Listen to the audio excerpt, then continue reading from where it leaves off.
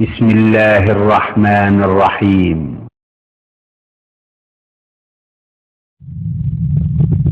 بالتعاون للدعوة والإرشاد وتوعية الجاليات بالدمام.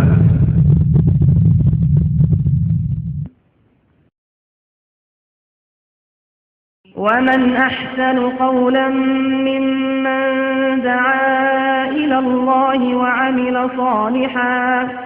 وعمل صالحا وقال إنني من المسلمين. لله ملك السماوات والأرض يخلق ما يشاء يهب لمن يشاء إناثا ويهب لمن يشاء الذكور أو يزوجهم ذكرانا وإناثا ويجعل من يشاء عقيما إنه عليم قدير। জমিন ও আসমানের বাদশাহের অধিকর্তা আল্লাহ। তিনি যা ইচ্ছা সৃষ্টি করেন। যাকে ইচ্ছা কন্যা সন্তান দেন, যাকে ইচ্ছা পুত্র সন্তান দেন, যাকে ইচ্ছা পুত্র কন্যা উভয়টি দেন এবং যাকে ইচ্ছা বন্ধা করে দেন। তিনি সবকিছু জানেন এবং সবকিছু করতে সক্ষম। আউযু বিল্লাহি মিনাশ শাইতানির রাজীম। ইন্নাল্লাযীনা ক্বালু রাব্বুনাল্লাহু সুম্মা ইসতাকামু তাতানাজ্জালু আলাইহিল মালায়েকা ألا تخافوا ولا تحزنوا وأبشروا بالجنة التي كنتم توعدون نحن أولياؤكم في الحياة الدنيا والآخرة ولكم فيها ما تشتهي أنفسكم ولكم فيها ما تدعون نزلا من غفور رحيم ومن أحسن قولا ممن دعا إلى الله وعمل صالحا وقال إنني من المسلمين ولا تستوي الحسنة ولا السيئة ادفع بالتي هي أحسن فإذا الذي بينك وبينه عداوة كأنه ولي حميم. السلام عليكم ورحمة الله وبركاته. إن الحمد لله نحمده ونستعينه ونستغفره ونعوذ بالله من شرور أنفسنا ومن سيئات أعمالنا من يهده الله فلا مضل له ومن يضلله فلا هادي له وأشهد أن لا إله إلا الله وحده لا شريك له وأشهد أن محمدا عبده ورسوله صلى الله تعالى عليه وعلى آله وصحبه وسلم تسليما كثيرا. يا أيها الذين آمنوا اتقوا الله حق تقاته ولا تموتن إلا وأنتم مسلمون. يا أيها الناس اتقوا ربكم الذي خلقكم من نفس واحدة وخلق منها زوجها وبث منهما رجالا كثيرا ونساء واتقوا الله الذي تساءلون به والأرحام إن الله كان عليكم رقيبا. يا أيها الذين آمنوا اتقوا الله وقولوا قولا سديدا يصلح لكم أعمالكم ويغفر لكم ذنوبكم ومن يطع الله ورسوله فقد فاز فوزا عظيما. أما بعد فإن خير الحديث كتاب الله وخير الهدي هدي محمد صلى الله عليه وسلم وشر الأمور محدثاتها وكل محدثة بدعة وكل بدعة ضلالة وكل ضلالة في النار. أعوذ بالله من الشيطان الرجيم. بسم الله الرحمن الرحيم. ووصينا الإنسان بوالديه حملته أمه كرها ووضعته كرها ووصينا الإنسان بوالديه إحسانا حملته أمه كرها ووضعته كرها وحمله وفصاله 30 شهرا حتى إذا بلغ أشده وبلغ 40 سنة قال رب أوزعني أن أشكر نعمتك التي أنعمت علي وعلى والدي وأن أعمل صالحا ترضاه ওয়া আসলিহ লি ফি যুররিয়্যাতি ইন্নী তুবতু ইলাইকা ওয়া ইন্নী মিনাল মুসলিমিন। মহান আল্লাহর সমস্ত প্রশংসা যে আল্লাহ পাক রব্বুল আলামিন আমাদেরকে এক মানুষ আদম আলাইহিস সালাম থেকে সৃষ্টি করেছেন এবং তার থেকে হাওয়া আলাইহিস সালামকে আল্লাহ পাক সৃষ্টি করেছেন।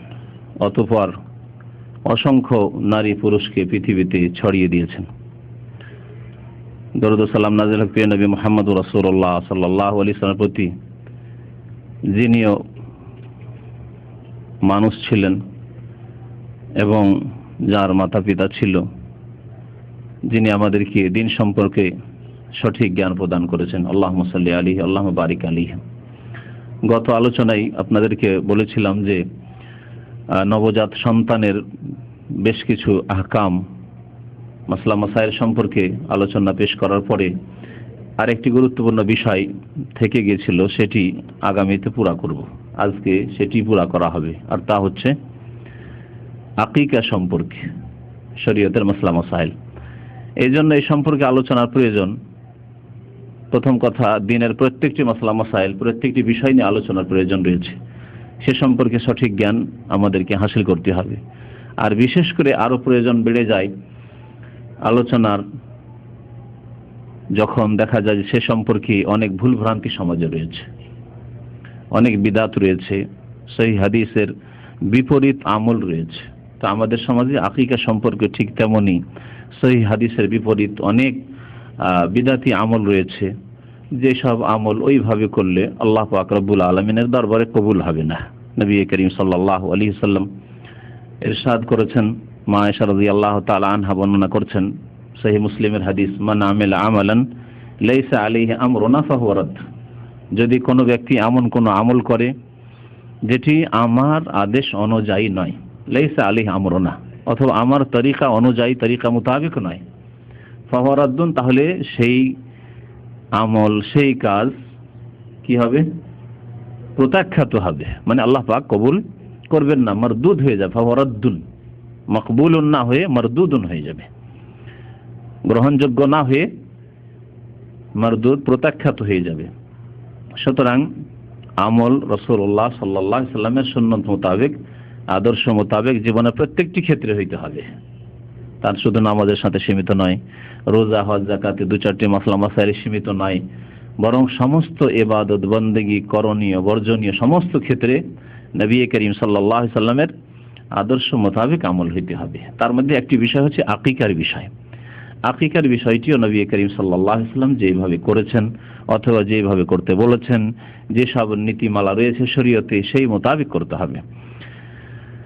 আকিকার আলোচনা শুরু করার আগে একটি আয়াত পাঠ করেছি। আয়াতটি বড় লম্বা রয়েছে, যে আয়াতে আল্লাহ পাক রব্বুল আলামিন মাতা পিতার সাথে সদ্ব্যবহার করতে বলেছেন।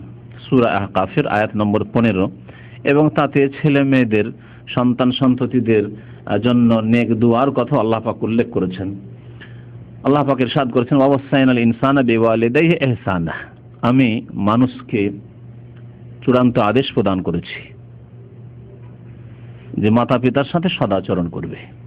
কারণ আল্লাহ পাক রব্বুল আলামিনের ফজল করমের পরে, অনুগ্রহের পরে মাতা পিতার অনুগ্রহ রয়েছে ছেলে মেয়েদের উপর।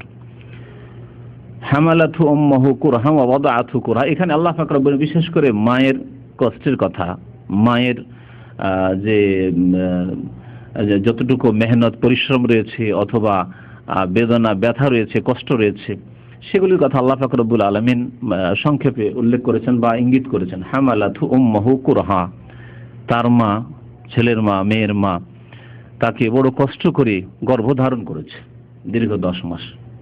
ওয়া ওয়াদাআতহু কুরহা, এবং প্রসব করেছে, ভূমিষ্ঠ হয়েছে বড়ই কষ্টের অবস্থায়, প্রসব বেদনা, যে সময় হায়াত, মৌত, হায়াত থেকে নারী জাতি নিরাশ হয়ে যায় এবং মৌত চোখের সামনে স্পষ্ট দেখতে পায়। ওয়াদাআতহু কুরহা ওয়া হামলুহু ওয়া ফিসালুহু 30 শাহরা, তারপর আল্লাহ পাক রব্বুল বলেছেন গর্ভধারণের সময় এবং স্তন্যদানের সময় হচ্ছে 30 মাস।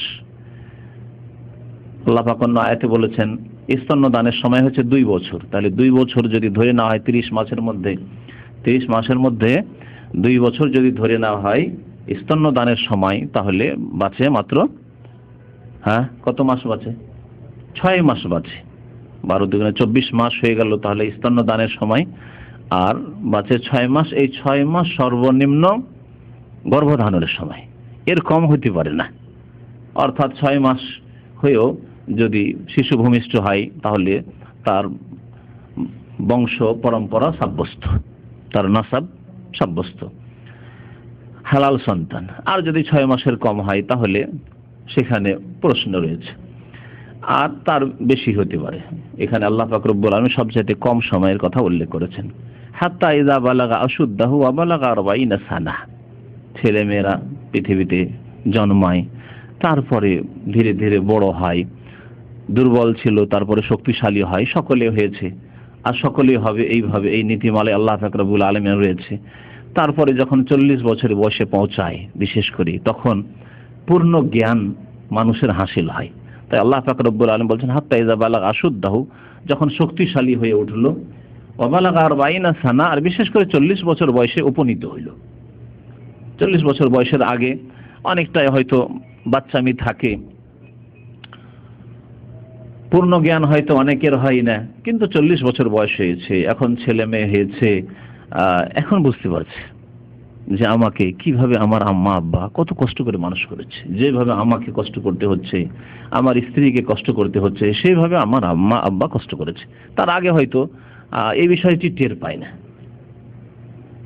ওয়াবালাগা 40 সানা ক্বালা রব্বি আউজিনি আন আশকুরা নি'মাতাকা আল্লাতী আন'আমতা আলাইহি। 40 বছর বয়স হলে একজন মুমিন মানুষ, আল্লাহ ভীরু মানুষের অনেকটাই আখিরাতের দিকে তার মনোযোগ হয়, এবং এখন স্মরণ হয় যে না, এতদিন খুব সুস্থ ছিলাম, সবল ছিলাম, শক্তিশালী ছিলাম, এখন শেষ, এখন আমার বয়সের পূর্ণতা শেষ, এরপরে এখন ভাটির দিকে, দুর্বলতার দিকে, কমজোরির দিকে। সুতরাং সেই সময় আল্লাহ পাক রব্বুল আলামিনের কাছে দোয়া করে এই বলে, এখানে বাবার দোয়ার কথা উল্লেখ করা হয়েছে। ওয়াবালাগা 40 সানা ক্বালা রব্বি আউজিনি আন আশকুরা নি'মাতাকা আল্লাতী আন'আমতা আলাইহি। হে আল্লাহ, আমাকে শক্তি দাও, তৌফিক দান করো। আন আশকুরা নি'মাতাকা আল্লাতী আন'আমতা আলাইহি, তোমার যে অনুগ্রহ রয়েছে, নিয়ামত রয়েছে আমার উপর, তার যেন শুকরিয়া আদায় করতে পারি। ওয়া আলা ওয়ালিদাইয়া, এবং আমার মাতা পিতার উপর যে ইহসান রয়েছে, তোমার অনুগ্রহ রয়েছে, তার যেন শুকরিয়া আদায় করতে পারি। আমার মাতা পিতার ইহসান ছিল, সেই ইহসানের ভাগ পেয়েছি, সেই জন্য মানুষ হতে পেরেছি। আল্লাহ, তোমার যদি অনুগ্রহ আমার মাতা পিতার উপর না থাকতো তাহলে আমিও সেইভাবে লালিত পালিত হইতে পারতাম না, বা এই যেখানে পৌঁছেছি সেখানে পৌঁছিতে পারতাম না। ওয়া আলা ওয়ালিদাইয়া ওয়া আন আমালা সালিহান তারদাহ, কয়েকটি দোয়া এখানে রয়েছে। এবং আল্লাহ, আমাকে তৌফিক দান করো যাতে করে এমন আমল করতে পারি, এমন কর্ম করতে পারি যা তুমি পছন্দ করো, যাতে তুমি রাজি হয়ে যাও, সন্তুষ্ট হয়ে যাও। এমন কর্ম করতে পারি, এমন আমল করতে পারি যাতে তুমি রাজি হয়ে যাও। আল্লাহ পাক কি 4 ওয়াক্ত নামাজে রাজি হবেন? তাহলে এই দোয়া এমন ব্যাপক দোয়া। আল্লাহ পাক রব্বুল আলামিন কি আপনার কোনো হারাম কাজ, নাজায়েজ কাজ করে মরে গেলেন রাজি হবেন আপনার উপর? কখনো রাজি না। ওয়ালা ইয়ারদা লিইবাদিহিল কুফর, আল্লাহ পাক কোনো হারাম, কুফরি, অন্যায় কাজের উপর, ফাসিক কাজের উপর রাজি না। এইরকমই কোন ব্যক্তি, বিশেষ করে প্রবাসী ভাইরা সামনে আছেন, সুতরাং এই বিষয়টি আরো বলি। এখানে এসছেন, আল্লাহ পাক হজ ফরজ করে দিয়েছেন, হজ ফরজ হয়ে গেছে, মক্কাতুল মুকাররমা পৌঁছার শক্তি রয়েছে, হজ না করে দেশে চলে গেলেন বা মরে গেলেন, অথচ হজ ফরজ হয়েছিল, সময় পেয়েছিলেন। আল্লাহ কি রাজি হবেন আপনার এই আচরণের উপর, আপনার এই হজ ছাড়ার উপর? কখন না। এইভাবে মানুষের হকের ক্ষেত্রে, মাতা পিতার হকের ক্ষেত্রে এমন যদি আপনি নাফরমানি করেন, গুনাহের কাজ করেন, তার উপর কি আল্লাহ পাক রাজি হবেন? না। তাহলে আপনি আল্লাহ পাক রব্বুল আলামিনের কাছে দোয়া করেছেন, আল্লাহ পাক শিখাচ্ছেন স্বয়ং, ওয়ান আমালা সালিহান তারদাহ, আল্লাহ যেন এমন আমল করি যার উপর তুমি রাজি হয়ে যাও, সন্তুষ্ট হয়ে যাও। ওয়া আসলিহ লি ফি যুররিয়াতি, আল্লাহ আমার জন্য আমার সন্তান সন্ততিদেরকে, ছেলে মেয়েদেরকে তুমি নেক বানিয়ে দাও, সৎ বানিয়ে দাও। ওয়া আসলিহ লি ফি যুররিয়াতি, এখানে ছেলে মেয়েদের জন্য নেক দোয়া, সৎ হওয়ার দোয়া করা হয়েছে। তাহলে ছেলে মেয়েদের জন্য একটি দোয়া হচ্ছে, এই কয়েকটি দোয়ার মধ্যে এই আয়াতে একটি দোয়া হচ্ছে ওয়া আসলিহ লি ফি যুররিয়াতি। ছেলে মেয়েদের নেক করতে হলে, ছেলে মেয়েরা, শিশুরা যখনই পৃথিবীতে এসেছে তখনই তার সাথে ইসলামিক আচরণ করতে হবে। আর তার সাথে ইসলামিক আচরণের প্রথম কদম হচ্ছে নবজাত সন্তানের যেসব শরীয়ত সম্মত মাসলা মাসাইল রয়েছে সেগুলি বাস্তবায়ন করতে হবে। তার মধ্যে একটি বিষয় রয়েছে আকিকার বিষয়, তাহলে আকিকার বাস্তবায়ন করতে হবে, সুন্নত মোতাবেক আকিকা করতে হবে। আর আকিকা করলেন না, আপনি বিদাতি অনুষ্ঠান করলেন, আপনি জন্মবার্ষিকী বার্থডে পালন করছেন, আপনি শাদী দিবস ম্যারেজ দিবস পালন করছেন আপনি, কিন্তু সুন্নতি কাজগুলি করলেন না, কখন আপনার ছেলে মেয়ে সৎ হবে না। সৎ হওয়ার যখন দোয়া করবেন তার সাথে সাথে আমল হইতে হবে। এমন নয় ওই সব বেনামাজি ফাসেকদের মতো, যাদেরকে যদি কোনো ভালো মানুষ নামাজ পড়ার কথা বলে, বাবা মায়ের নামাজ পড়ার কথা বলে, অথবা কোনো উস্তাদ কোন আলেম যদি নামাজ পড়ার কথা বলে, ভাই নামাজ পড়েন, বাবা নামাজ পড়ো, দোয়া করবেন, দোয়া করবেন। শুনেছেন না বেনামাজিদের কথা? দোয়া করবেন আল্লাহ যেন তৌফিক দেয়।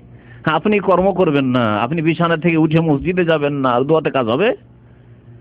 আপনি কর্ম করবেন, আপনি উযু করবেন, আপনি মসজিদে যাওয়ার চেষ্টা করবেন, তারপরে দোয়া কাজে আসবে। আল্লাহ পাক তখন অটল রাখবেন ওই দিনের ওপর, ওই নামাজের ওপর।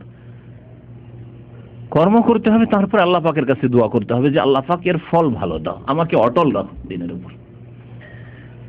ওয়াসলিহ লি ফি যুররিয়াতি ইন্নী তুবতু ইলাইকা ওয়া ইন্নী মিনাল মুসলিমিন। আল্লাহ, তোমার দরবারে আমি তওবা করি, তোমার দিকে আমি প্রত্যাবর্তন করি এবং আমি মুসলিম এ কথা আমি ঘোষণা করি। একজন মুসলিম গৌরবের সাথে ঘোষণা করবে, কারণ সেই ব্যক্তি আল্লাহ পাকের বান্দা, সে আল্লাহর বান্দা। যে ব্যক্তি আল্লাহকে অস্বীকার করেছে, পরকালকে অস্বীকার করেছে, সে আল্লাহর বান্দা না, সে শয়তানের বান্দা। কিন্তু সে আল্লাহর বান্দা। সুতরাং এই ক্ষেত্রে এমন নয় যে এমন পরিবেশ আছে যেখানে প্রতিকূল পরিবেশ, সুতরাং সেখানে ইসলামকে গোপন রাখলাম, ইসলামিক আচার আচরণ গোপন রাখলাম, সালাম দোয়া গোপন রাখলাম, আমার ইসলামিক চেহারা ফিগারকে আমি লুকিয়ে রাখলাম, এমন নয়। ইন্নী মিনাল মুসলিমিন মানে শুধু মুখে বলা নাই, আপনার কাজে, আপনার চেহারায় দাড়ি বলছে যে আপনি মুসলিম, ইন্নী মিনাল মুসলিমিন, আমি মুসলিম। আপনার আখলাক চরিত্র প্রমাণ করছে যে আপনি মুসলিম। তো আল্লাহ পাক রব্বুল আলামিন এখানে কয়েকটি দোয়া উল্লেখ করেছেন, বান্দাকে শিখেছেন। তার একটি হচ্ছে ওয়াসলিহ লি ফি যুররিয়াতি। ইব্রাহিম আলাইহিস সালাতু সালামের দোয়া গত সপ্তাহে বা তার আগের সপ্তাহে উল্লেখ করেছিলাম, রব্বি হাবলি মিনাস সালিহিন, আল্লাহ তুমি সৎ সন্তান দান করো। তাহলে এখানেও সালিহিন, ওয়াসলিহ লি, আর এখানে সালিহিন।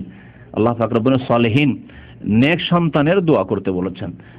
জাকারিয়া আলাইহিস সালামের দোয়া, রব্বি হাবলি মিন লাদুনকা যুররিয়াতান তাইয়্যিবা, পবিত্র নেক ভালো সন্তানের কথা, তাইয়্যিব। আল্লাহ পাক রব্বুল আলামিন ভালো নেক সন্তানের দোয়া করতে আল্লাহ পাক রব্বুল আলামিন বলেছেন। তাহলে কর্মও করতে হবে, তার সাথে সাথে দোয়া করতে হবে।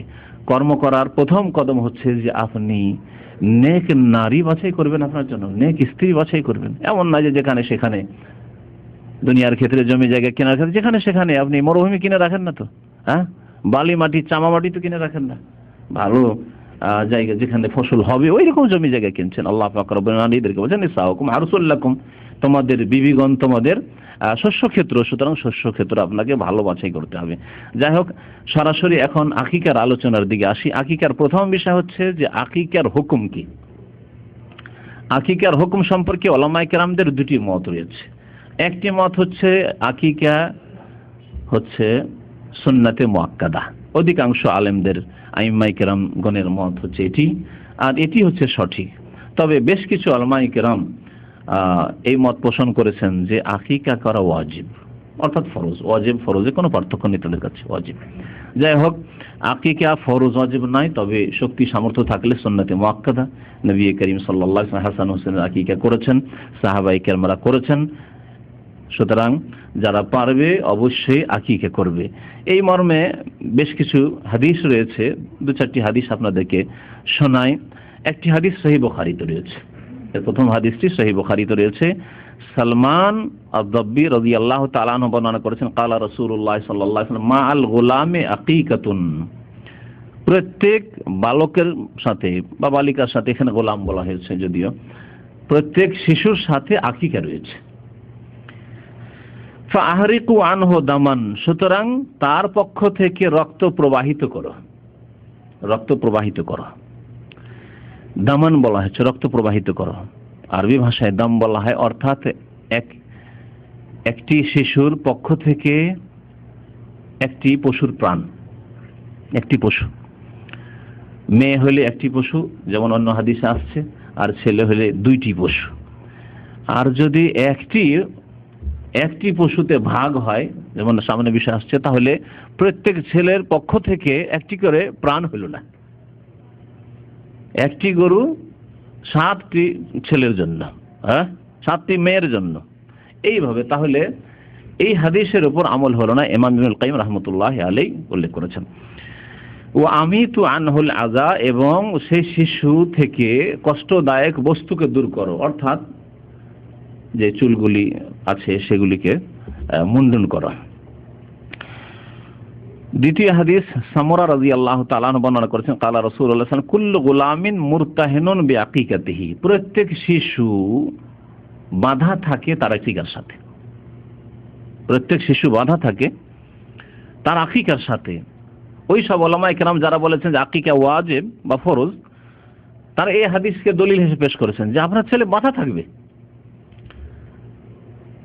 মুরতাহিন সাধারণত বলা হয় বন্ধক রাখাকে, আরবি ভাষা বলা হয় রেহেন, বলা হয় বন্ধক রাখাকে। আপনি কারো কাছ থেকে টাকা পয়সা নিয়ে এসছেন, আর আপনার কোনো বস্তু অথবা অলংকার, স্বর্ণ বন্ধক রেখে এসছেন তার বাড়িতে, যতক্ষণ পর্যন্ত আপনি টাকা পরিশোধ না করছেন, যে ঋণ নিয়েছেন, ততক্ষণ পর্যন্ত তার কাছে বন্ধক বাঁধা আছে, সেটা আপনি তার কাছ থেকে নিতে পারছেন না। তো নবী করিম সাল্লাল্লাহু আলাইহি ওয়াসাল্লাম বলেছেন কুল্লু গুলামিন মুরতাহিনুন বিআকিকাতিহি, প্রত্যেক শিশু তার আকিকার সাথে বাঁধা থাকে। তুযবাহু আনহু ইয়াউমু সাবিহি, 7ম দিনে তার পক্ষ থেকে, এখানে সাবিহি বলা, 7ম দিনে তার পক্ষ থেকে আকিকা জবাই করা হবে। ওয়া ইউসাম্মা ফিহি, সেই দিনে নাম রাখা হবে। ওয়া ইউহলাকু রাসু, এবং তার মাথা মুন্ডন করা হবে। কয়েকটি বিষয় আল্লাহ পাক উল্লেখ করেছেন, রাসূলুল্লাহ সাল্লাল্লাহু আলাইহি ওয়াসাল্লাম উল্লেখ করেছেন। বাকি বিষয়গুলি এর আগে আলোচনা করা হয়েছে, নবজাত সন্তানের যে মাসলা মাসাইলগুলি, তাতে নাম রাখার বিষয়টি আগেও নাম রাখা যেতে পারে, উলামায়ে কেরাম বলেছেন, কিন্তু 7ম দিনে নাম রাখলে ভালো কথা। তার আগেও যদি কেউ নাম রাখে কোনো অসুবিধা নেই। 7ম দিন থেকে বিলম্ব করা ঠিক নয়। 7 দিন হয়ে গেল, এখন পর্যন্ত নাম রাখা হচ্ছে না, এমনটি যাতে না হয়। এই হাদিসটি সুনানের কিতাবগুলিতে, অর্থাৎ আবু দাউদ, নাসাই, তিরমিজি, এই সমস্ত কিতাবে রয়েছে। ইমাম তিরমিজি রাহমাতুল্লাহ আলাইহি হাদিসটি সম্পর্কে বলেছেন, হাযা হাদিসুন হাসানুন সাহিহুন, এই হাদিসটি অত্যন্ত সুন্দর এবং বিশুদ্ধ হাদিস।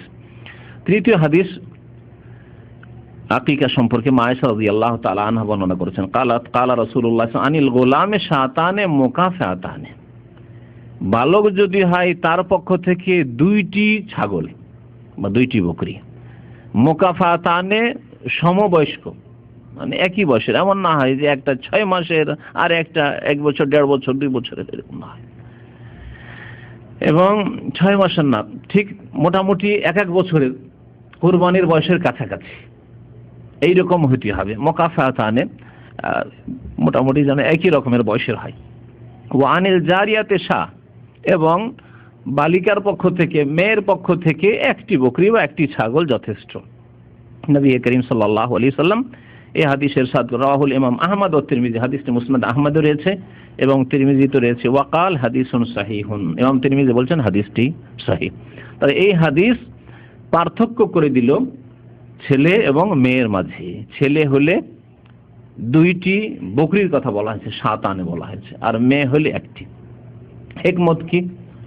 হিকমত উল্লেখ করেছেন আল্লামা সালিহুল ফাওজান হাফিজাহুল্লাহ তাআলা, তিনি এই কিতাব আল মুলাখাস ফিকহিতে হিকমত উল্লেখ করেছেন।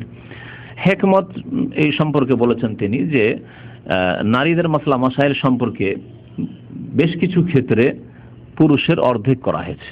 যেমন ধন সম্পদের ভাগ বন্টন, পরিত্যক্ত ধন, বাবা মা ছেড়ে গেছে, পরিত্যক্ত ধন সম্পদের বন্টনের ক্ষেত্রে আল্লাহ পাক কি বলেছেন? লিযাকারি মিসলু হাযিল উনসায়াইন, পুরুষকে দেবে, ছেলেকে দেবে মিসলু হাযিল উনসা, 2 মেয়ের সমান। তাহলে এটি একটি মাসলা যেখানে অর্ধেক দেওয়া হয়েছে। অর্ধেক দেওয়া হয়েছে এর মানে এই না যে মেয়েদের উপর জুলুম করা হয়েছে, বরং মেয়েদেরকে অনেক বেশি দেওয়া হয়েছে। অর্ধেক দিয়ে অনেক বেশি দেওয়া, ছেলের চাইতে অনেক বেশি দেওয়া হয়েছে।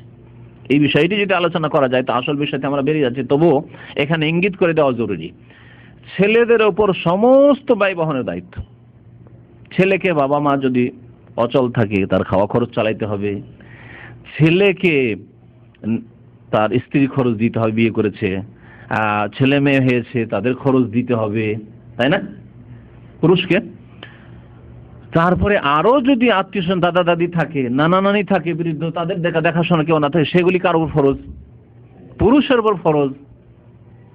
মেয়েদের ওপর কোনো দায়িত্ব নেই। বাবা বৃদ্ধ, মা বৃদ্ধা, সেজন্য মেয়েকে চিন্তা করতে হবে যে আমার বাবা মাকে কোথা থেকে খাওয়াবো, যাই আমি গার্মেন্টসে যে চাকরি করে আসি, না, এই দায়িত্ব শরীয়তে দেওয়া হয়।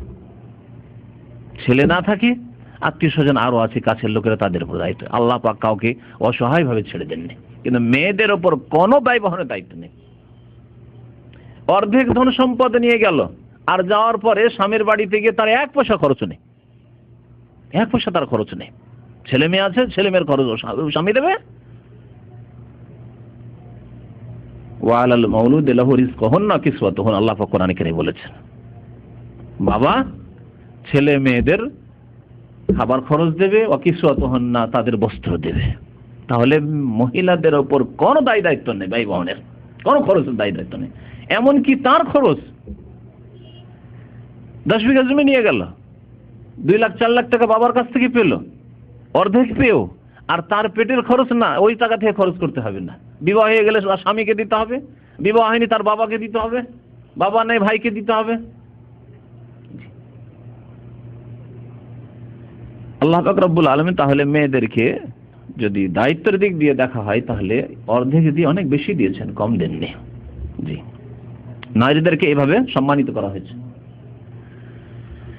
তারপরে তাদের মোহর রয়েছে বিবাহ হলে। আর এইরকমই সাক্ষীর ক্ষেত্রেও মহিলাদের মাসলা, সাক্ষীর ক্ষেত্রে একজন পুরুষের সাক্ষী, 2 জন মেয়ে সমান। আরেকটি হাদিস মুসনাদ আহমদ তিরমিজিতে রয়েছে, আমারানা রাসূলুল্লাহ সাল্লাল্লাহু আলাইহি ওয়াসাল্লাম আন আউক্কা, আমাদেরকে রাসূলুল্লাহ আদেশ করেছেন আকিকা করার জন্য, আনিল জারিয়াতে শাহ, মেয়ে হইলে 1টি বকরি, ওয়ানিল গোলামে শাতাইনি, এবং ছেলে হইলে 2টি বকরি। মুসনাদ আহমদে আরেকটি হাদিস রয়েছে, উম্মে কুরজ আল কাবিয়া রাদিয়াল্লাহু তাআলা আনহা বর্ণনা করেছেন, আন্নাহা সালাতি রাসূল সাল্লাল্লাহু আলাইহি ওয়াসাল্লাম আনিল আকিকাতি, এক মহিলা উম্মে কুরজ বলে নবী করিম সাল্লাল্লাহু আলাইহি ওয়াসাল্লামকে আকিকা সম্পর্কে জিজ্ঞাসা করলো। তখন নবী সাল্লাল্লাহু আলাইহি ওয়াসাল্লাম বলেন, আনিল গোলামে শাতানে ওয়ানিল উনসা ওয়াহিদা, যদি বালক হয়, ছেলে হয়, তাহলে 2টি বকরি শাতানে। যখন প্রত্যেকটি হাদিস যদি লক্ষ্য করে থাকেন, শাতানে বকরি বলা হয়েছে, সাত বলা হয়েছে, কোথাও বাকার বলা হয়নি, এবেল বলা হয়নি, গরুর কথাও নেই, আর কোথাও উটের কথাও নেই।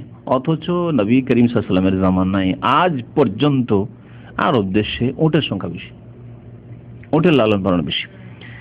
নবী করিম সাল্লাল্লাহু আলাইহি ওয়াসাল্লাম বিদায় হজে যাচ্ছেন, কুরবানি করছেন, বকরি কুরবানি করেছিলেন, খাসি কুরবানি করেছিলেন, দুম্বা কুরবানি করেছিলেন, কি করেছিলেন? হাদিতে 100 উট, 100 উটের সাথে 10টা বকরি ছিল না, 10টি দুম্বা ছিল না, মেষ ছিল না, ভেড়া ভেড়ি ছিল না। তারপরেও আকিকার ক্ষেত্রে নবী করিম সাল্লাল্লাহু আলাইহি ওয়াসাল্লাম কোন একটি হাদিসেও এবেলের কথা, জামালের কথা, উটের কথা উল্লেখ করলেন না, গরুর কথা উল্লেখ করলেন না।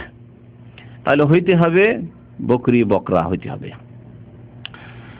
যদি মেয়ে হয় তো ওয়াহিদা, 1টি, ওয়ালা ইয়াদুররুকুম যুকরানান কুননা আও ইনাসা, বকরা হোক অথবা বকরি হোক, মানে খাসি হোক আর বকরি হোক, কোনো অসুবিধা নেই। ছেলেদের ক্ষেত্রে মুস্তাহাব হচ্ছে 2টি। একটি হাদিসে রয়েছে কাবশান, 1টি করে করলেন। সেই জন্য উলামায়ে কেরামরা বলেছেন যে কোনো মানুষ যদি অভাবী থাকে, যে 2টি আমি বকরি দিতে পারছি না, 2টি খাসির ব্যবস্থা করতে পারছি না, ছেলে হয়েছে, 1টিও যদি দেয় তবুও তার আকিকা যথেষ্ট হয়ে যাবে, আর 2টি দিতে পারে তো মুস্তাহাব আরো ভালো। আরেকটি হাদিস শুনিয়ে এই মর্মে আবু হুরায়রা রাদিয়াল্লাহু তাআলা আনহু বর্ণনা করেছেন, বাইহাকিতে হাদিস রয়েছে, আন্নান নবী সাল্লাল্লাহু আলাইহি ওয়াসাল্লাম কাল, নবী সাল্লাল্লাহু আলাইহি ওয়াসাল্লাম বলেন, ইন্নাল ইয়াহুদা তাওক্কু আনিল গোলামি ওয়ালা তাওক্কু আনিল জারিয়া, ইহুদিরা ছেলে হইলে আকিকা করে আর মেয়ে হইলে আকিকা করে না। মেয়েদের সাথে তাদের কি বজ্জরিত্র ছিল, মেয়ে হইলে আকিকা নেই, ছেলে হইলে আকিকা। আজকালকার মিষ্টি খাওয়া লোক এক শ্রেণীর ওইরকমই আছে, যারা মিষ্টি খাওয়ায় তারা ওইরকমই, ছেলে হয়েছে ধুমধাম করে বন্ধু বান্ধব মিষ্টি খাওয়াচ্ছে, আর মেয়ে হইলে আর মিষ্টি খাওয়া খাইনি। এই যদি চরিত্র থাকে, ইহুদি চরিত্র। সুতরাং কি করো তোমরা, ফাউক্কু আনিল গোলামের শাতাইন, তোমরা ইহুদিদের বিরোধিতা করো। ইহুদিরা মেয়েদের আকিকাই করে না, তোমরা ছেলেদের আকিকা দুটি করো, বিরোধিতা হয়ে গেল। ইহুদিরা একটি করে, তোমরা দুটি করো। ওয়ানিল জারিয়াতে শাহ, আর মেয়েদের তারা আকিকাই করে না, তোমরা একটি করে বকরি আকিকা করো। যাকারুল বাইহাকি, ইমাম বাইহাকি রাহমাতুল্লাহ হাদিসটি উল্লেখ করেছেন। তাহলে হাদিস যতগুলি আসলো সবগুলি হাদিসে আকিকা আসলো বকরির। এখন আকিকার সময় কখন, এই বিষয়ে আমাদের সমাজে অধিকাংশ লোকই ভুল করে থাকে। এমন ভুল করে থাকে যে জেনে শুনেও ভুল করে, সময় জানে তারপর না, সময়ের আমল করবে না। ছেলে মেয়ে বড় হয়ে গেছে, 2-4-5টা হয়ে গেছে, একসাথে সবগুলিকে জমা করে একত্রিত করে এখন আকিকার দমদাম করছে। এসব আকিকা নয়, এইভাবে আকিকা হয় না, সুন্নতের খেলাফ। আগেই শুরুতে হাদিস শুনিয়েছি, মান আমিলা আমালান লাইসা আলাইহি আমরুনা ফাহুয়া রাদ্দুন। কোন ব্যক্তি যদি আমল করে আকিকা দিল কিন্তু নবী সাল্লাল্লাহু আলাইহি ওয়াসাল্লামের তরিকা অনুযায়ী না, তাহলে ফাহুয়া রাদ্দুন, তা প্রত্যাখ্যাত।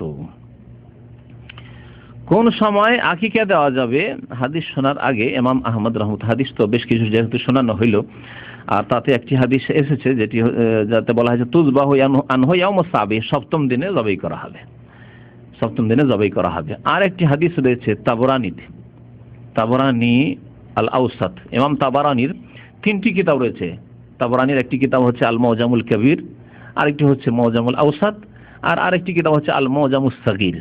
আল মুজাম আল আওসাতে ইমাম তাবরানী রাহমাতুল্লাহ আলাইহি একটি হাদিস উল্লেখ করেছেন যে আকিকা জবাই করা হবে সপ্তম দিনে, আর যদি তা না হয় তো 14 দিনের দিনে, আর না হলে 21 দিনের দিনে। এই হাদিস উল্লেখ করেছেন আল্লামা নাসিরউদ্দিন আলবানী রাহমাতুল্লাহ আলাইহি, হাদিসটিকে সহিহুল জামিউস সগীরে সহিহ বলেছেন। তো এই হাদিসটি সহিহ। সুতরাং কোনো ব্যক্তির যদি অসুবিধা হয়, পারিবারিক অসুবিধা অথবা আর্থিক অসুবিধা অথবা আত্মীয় স্বজন হয়তো এই সময় এসে পৌঁছতে পারছে না ইত্যাদি, 7 তারিখে না করে 14 তারিখ করলাম, স্ত্রী দুর্বল হয়ে আছে, অসুস্থ হয়ে আছে, ঠিক আছে 14 দিনে আর একটু সুস্থ হয়ে যাক, বা 21 দিনে আর একটু সুস্থ হয়ে যাক, ইত্যাদি বিভিন্ন কারণে হইতে পারে। যদি 21 পর্যন্ত পৌঁছায় কোনো অসুবিধা নেই এই হাদিসের আলোকে। এই সম্পর্কে ইমাম আবু দাউদ রাহমাতুল্লাহ আলাইহি, তার ওস্তাদ, প্রখ্যাত ওস্তাদ ছিলেন ইমাম আহমদ। ইমাম আহমদ রহমতুল্লাহ আলাইহি যে মুসনাদ আহমদ 30,000 হাদিস সংকলন করেছেন এই কিতাবে, তার ছাত্র হচ্ছেন ইমাম আবু দাউদ, যে সুনানে আবু দাউদ তার কিতাব। তো ইমাম আবু দাউদ বহু মাসলা মাসাইলের ক্ষেত্রে তার এই প্রখ্যাত ওস্তাদকে জিজ্ঞাসা করতেন মাসলা মাসাইল। অনেক ওস্তাদি থাকতে পারে, কিন্তু এক ব্যক্তি বিশেষভাবে হয়তো বিশেষ ওস্তাদের কাছে বেশি উপকৃত হন।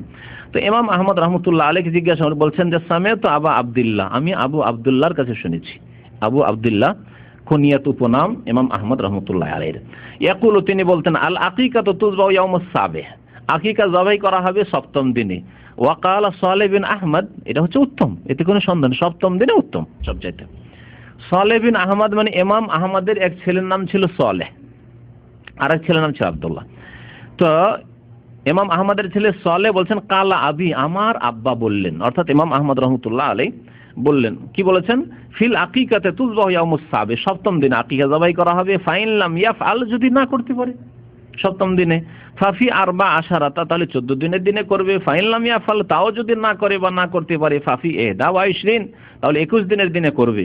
ওয়াকাল আল মাইমুনি কুলতু লি আবি আব্দুল্লাহ মাতা ইউআক্কু আনহু, কখন আকিকা করা হবে? তখন তিনি বলেছেন আম্মা আয়েশা, তো মা আয়েশা রাদিয়াল্লাহু তাআলা আনহা, ফাতাকুল, তিনি বলেছেন 7 আইয়ামিন ওয়া 14 ওয়া লি 21, মা আয়েশা রাদিয়াল্লাহু তাআলা বলছেন সপ্তম দিনে অথবা 14 দিনের দিনে অথবা 21 দিনের দিনে।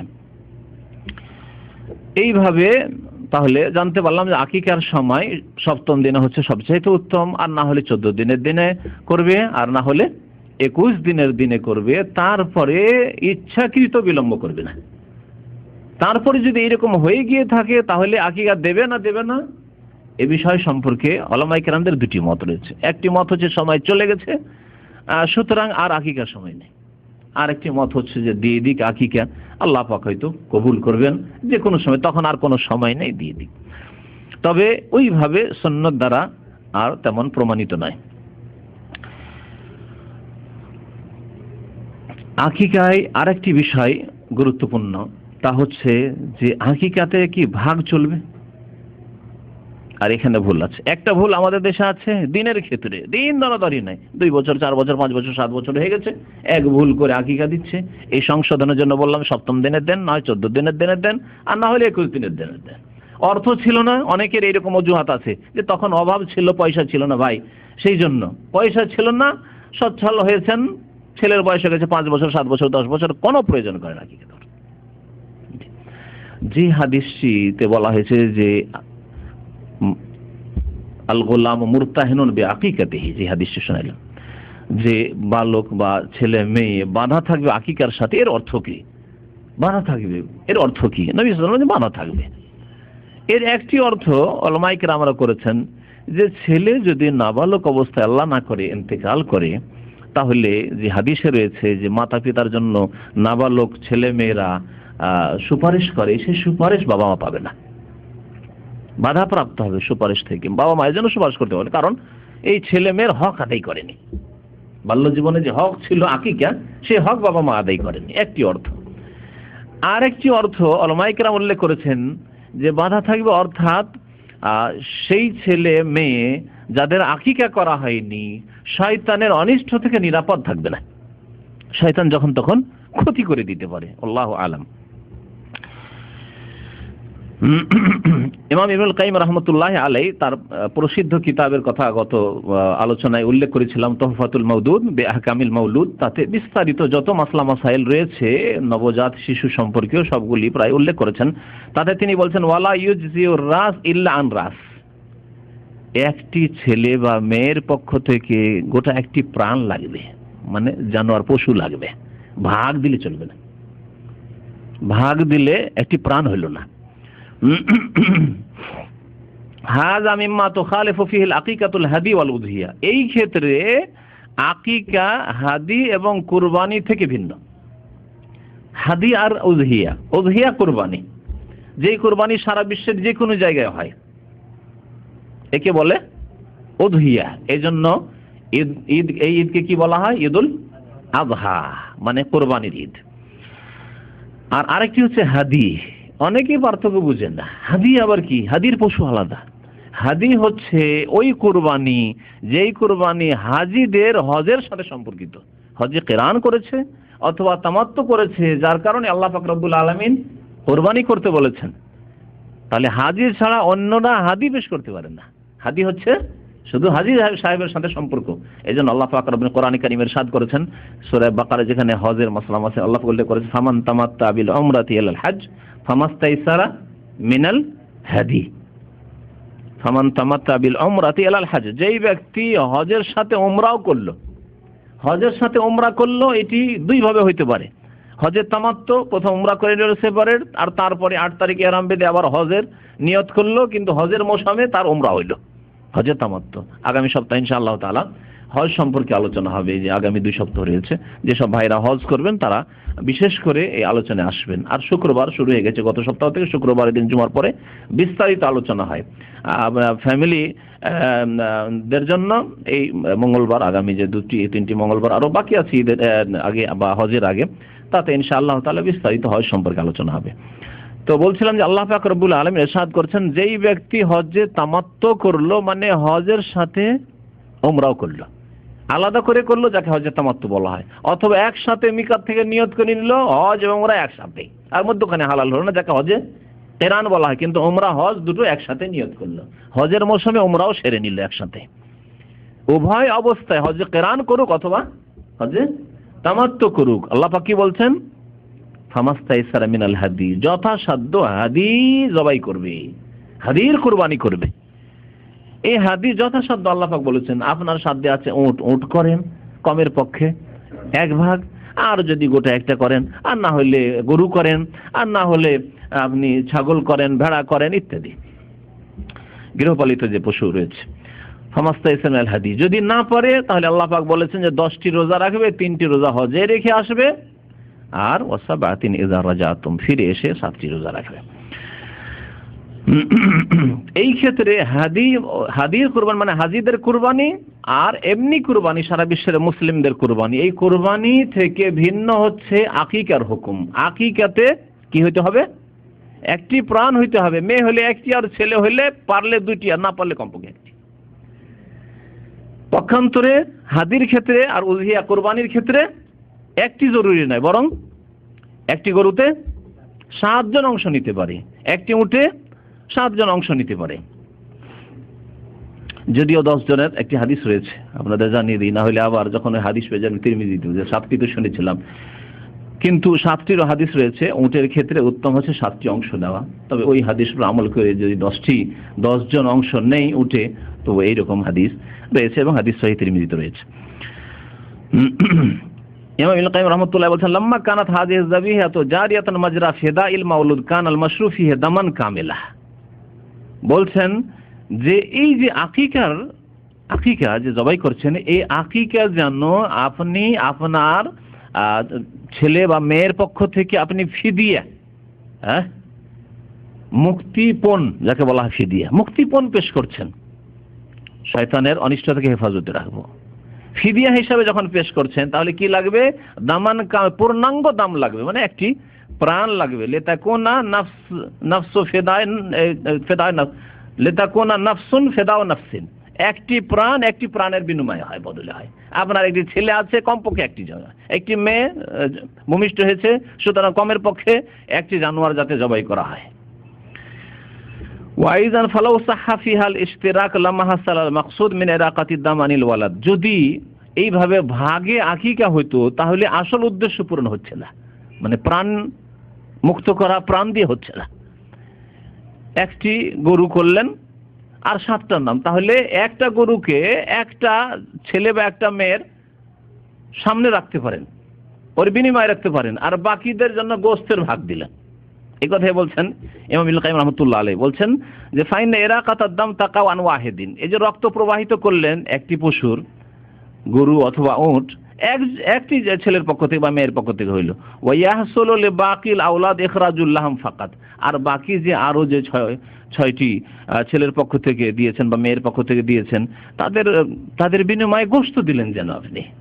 ওয়াল মাকসুদ নাফসুল ইরাকা আনিল ওয়ালাদ, এই উদ্দেশ্য নয় গোশত দেওয়া, উদ্দেশ্য হচ্ছে রক্ত প্রবাহিত করা, এক এক ছেলের পক্ষ থেকে এক একটি জীবের রক্ত প্রবাহিত করা। সুতরাং গোটা একটি হইতে হবে। ওয়া হাযাল মানা বিআইনি হুয়া আল্লাযী লাহাযাহু মান মানা আল ইশতিরাক ফিল হাদি ওয়াল উযহিয়া ওয়ালাকিন সুন্নাতু রাসূলিল্লাহ আহাqqu আউলা। এখানে আরেকটি ইখতিলাফের দিকে ইঙ্গিত করেছেন।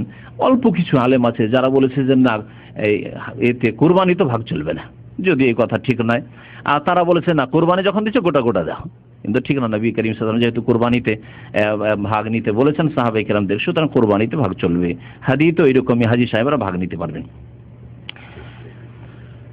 ওয়া শরিয়া ফিল আকিকাতি আনিল গোলামে দামাইন মুস্তাকিল্লাইনি, যদি ছেলের জন্ম হয় তাহলে 2টি রক্তপণ লাগবে, 2টি প্রাণ লাগবে। লা ইয়াকুমু মাকামাহুমা জাজুরুন ওয়ালা বাকারাতুন, তার স্থলাভিষিক্ত হতে পারবে না, না উট না গরু, গরু দিয়ে হবে না, উট দিয়ে হবে না। আল্লাহু আ'লাম। ইমাম ইবনে কাইয়িম রাহমাতুল্লাহ আলাইহি বলছেন, আল্লাহ ভালো জানেন, তবে এটি হচ্ছে সহিহ। তাহলে বোঝা গেল যে আকিকাতে ভাগা চলবে না। এই ভাগা সম্পর্কে আল্লামা সালেহ আল ফাওজান হাফিজাহুল্লাহ তাআলা যা বলেছেন সেটা আরো একটু স্পষ্ট, এজন্য আরো খুলে বলি। বলছেন তিনি, তুখালিফুল আকিকাতু আল উযহিয়া, আকিকা কুরবানির বিপরীত। কোন ক্ষেত্রে? ফি কাউনিহা লা ইউজজিউ ফিহা শিরকুন ফি দামিন, একটি প্রাণে ভাগ নেওয়া চলবে না, শরীক হওয়া চলবে না, পার্টনারশিপ চলবে না। যে 7 পরিবার থেকে বা 7টা ছেলে আছে, আর একটা গরু জবাই করে দিলাম বা একটা উট জবাই করে, এটা চলবে না। ফালা তুজজিউ ফিহা বাদানাতুন, না উটে শরীক হওয়া চলবে, ওয়ালা বাকারাতুন, না গরু গাভী চলবে, ইল্লা কামেলাতান, যদি কেউ দিতে চায় তাহলে গোটা একটি গরু দিক, আর না হলে গোটা পুরো উট দিক। লিআন্নাহা ফিদিয়াতুন আনিন নাফস, কারণ এটি হচ্ছে মুক্তিপণ, ফিদিয়া নাফসের পক্ষ থেকে, ব্যক্তির পক্ষ থেকে, আপনার ছেলের পক্ষ থেকে। সুতরাং একটি ছেলের বিনিময়ে একটি জীব হইতে হবে, জীব জবাই করতে হবে। ফালা তাকবালু তাশরিক, সুতরাং পার্টনারশিপ চলবে না। অংশ নেওয়া চলবে না। ওয়ালাম ইয়ারিদ ফিহি তাশরিকুন, আর অংশ নেওয়া গরুতে অথবা উটে এইরকম কোনো হাদিসই বর্ণিত হয়নি। আরো স্পষ্ট কথা, কোনো হাদিস বর্ণিত হয়নি। হাইসুল্লাম ইয়াফআলহু নবী সাল্লাল্লাহু আলাইহি ওয়াসাল্লাম, না নবী করিম সাল্লাল্লাহু আলাইহি সাল্লাম করেছেন, ওয়ালা আহাদুম মিন আসহাবিহি, আর না সাহাবায়ে কেরাম 1,24,000 সাহাবায়ে কেরাম বিদায় হজে নবী সাল্লাল্লাহু আলাইহি ওয়াসাল্লামের সাথে হজে ছিলেন, তাদের কেউ করেননি। আর 10 জন তো করতেন, 25-50 জন তো করতেন।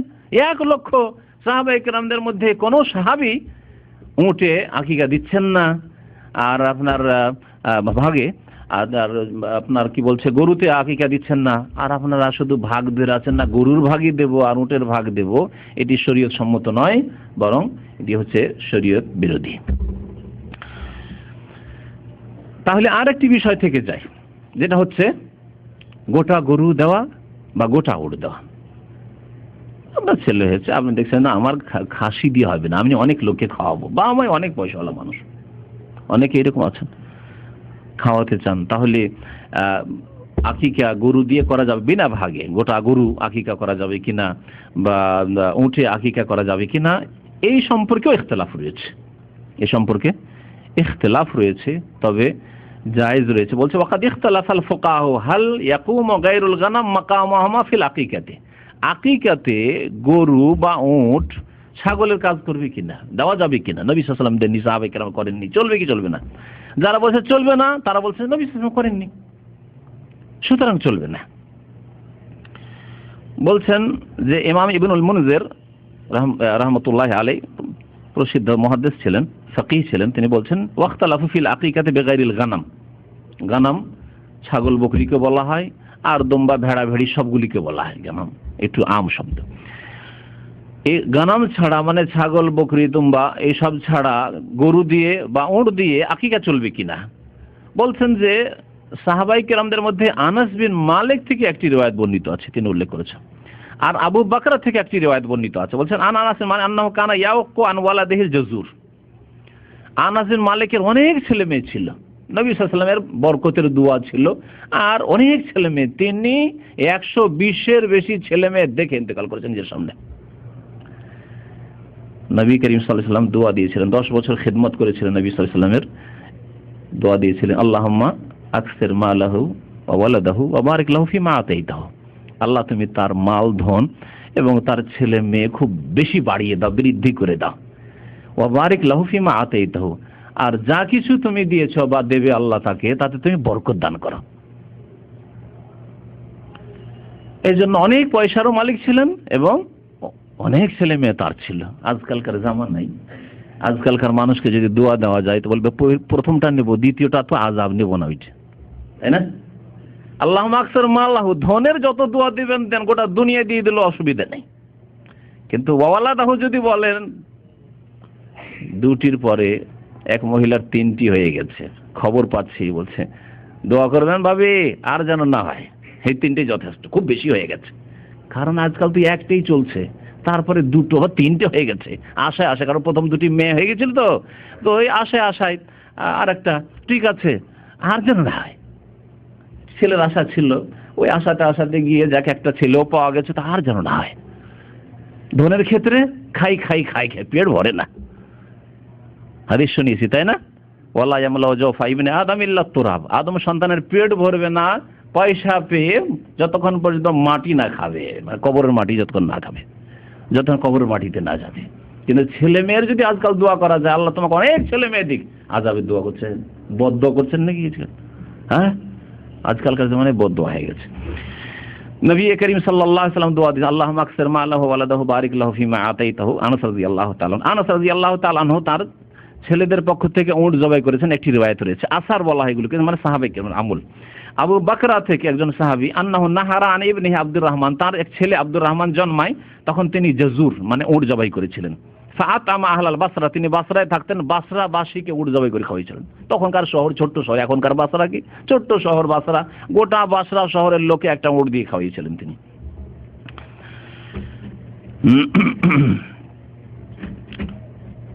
তাহলে যারা বলছে যে চলবে গোটা উট অথবা গোটা গরু যদি কেউ আকিকা করে চলবে, তারা এই দুইটি আমল আনাস রাদিয়াল্লাহু তাআলা আনহুর আমল এবং আবু বকর রাদিয়াল্লাহু তাআলা আনহুর আমল পেশ করেছেন। ওয়া আনকারা বাযহুম যালিকা, আর পক্ষান্তরে অন্যান্য উলামায়ে কেরামরা অস্বীকার করেছেন, বলছেন না, নবী করিম সাল্লাল্লাহু আলাইহি ওয়াসাল্লাম সারা জীবন করতেও বলেননি, করেননি, সুতরাং চলবে না। এই সাহাবীরা যে করেছেন নবী সাল্লাল্লাহু আলাইহি ওয়াসাল্লামের তিরোধানের পরে, তার ইন্তেকালের পরে করেছেন, ইজতিহাদে করেছেন। সুতরাং ইখতিলাফ সাহাবায়ে কেরামের জামানায় এরকম ছিল, কিছু উলামারা সাহাবায়ে কেরাম করেছেন। ওয়ান কারা বাযহুম যালিকা, বেশ কিছু উলামায়ে কেরামরা অস্বীকার। ওয়া ক্বাল আমারা রাসূলুল্লাহ সাল্লাল্লাহু আলাইহি ওয়াসাল্লাম বিশাতাইন আনিল গোলাম, নবী সাল্লাল্লাহু আলাইহি ওয়াসাল্লামের যতগুলি হাদিস, 6টি হাদিস আমি শুরুতে শুনিয়েছি, প্রত্যেকটি হাদিসে ছেলে হলে শাতাইন, 2 বকরির কথা শাতাইন বলা হয়েছে। ওয়ানিল জারিয়াতে বিশাতিন, আর মেয়ে হলে সেখানেও 7 বলা হয়েছে, বকরি বলা হয়েছে 1 বকরি। ওয়ালা ইয়াজুজ আন ইউআক্কা বিগাইরি যালিক, সুতরাং নবী সাল্লাল্লাহু আলাইহি ওয়াসাল্লাম যখন 7 নির্ধারিত করে দিয়েছেন, সুতরাং বকরি ছাড়া বা গানাম মানে দুম্বা আর ভেড়া ভেড়ি ছাড়া আর অন্য কিছু দিয়ে আকিকা করা যাবে না।